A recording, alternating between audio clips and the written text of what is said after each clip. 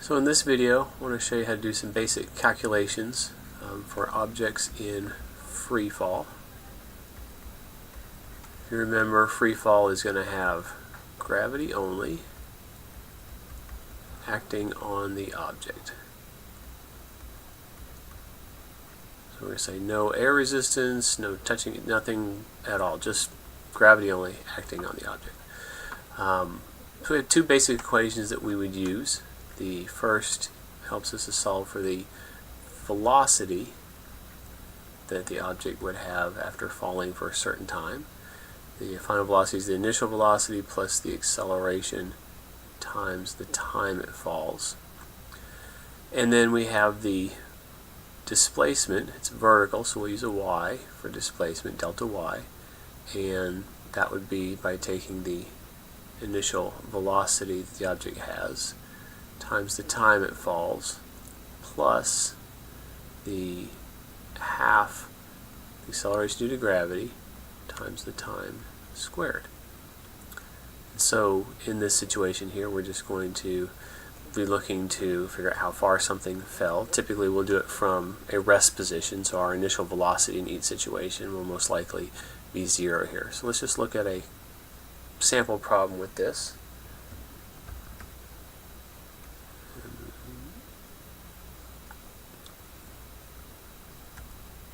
Alright, and so let's take a look at it. Palmer drops a rock off the New River Gorge Bridge into the water below. It takes the rock about 7.3 seconds to reach the water below.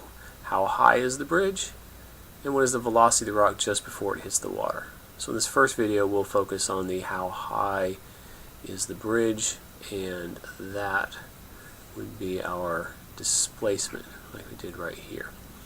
So we know the time it takes is 7.3 seconds.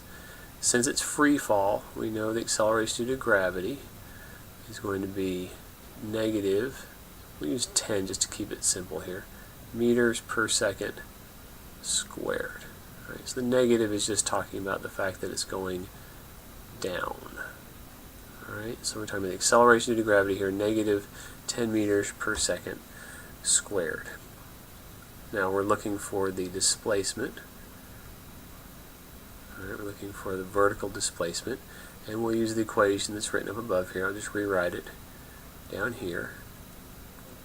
Change in y, vertical displacement, is my initial velocity times the time plus 1/2 acceleration due to gravity times time squared. I should put a dot in here. We're multiplying all of those together there. So I guess one thing we left out here, if you come back to the knowns here, I'm looking at everything, we get this initial velocity as I mentioned. Typically that's starting at rest. So if he drops the rock, then that's going to start at 0 meters per second. That means this whole term goes out to 0, because 0 times anything, no matter what the time is, it's just 0. So let's go to this, change in y, our displacement, equals 1/2 times our negative 10 meters per second squared. All that times the time, which is 7.3 seconds, squared. I think it's real important when you write this out that you put the square on the outside of a parentheses, so remember that you're going to square the number on your calculator, and you're also going to square, it's going to be seconds times seconds here. Right, that's very important. So let's continue here. So I still have my 1/2 out here, and I still have my negative 10 meters per second squared, and so the 7.3 seconds squared is going to be 53.29 seconds squared. Now those seconds squared here are going to cancel out with the second squared in the bottom, so those will cancel out. And that's good because that's going to give us a meters, and meters is a distance, which is what we should get for our displacement.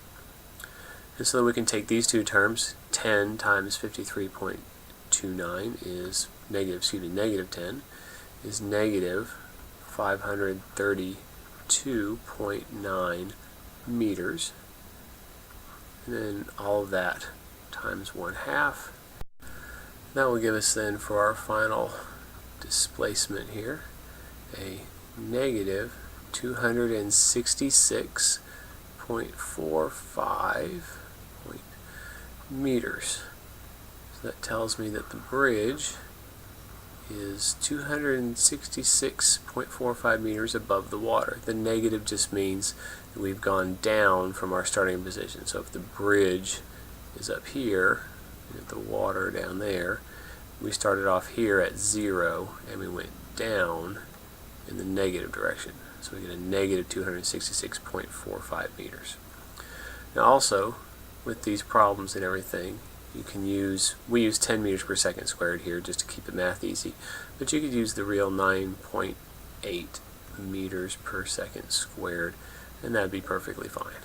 So again, just given the time and knowing that you're just dropping it, right, that means our initial velocity was 0, we can figure out then about how high the bridge is, or any object in that case, depending how far something has fallen.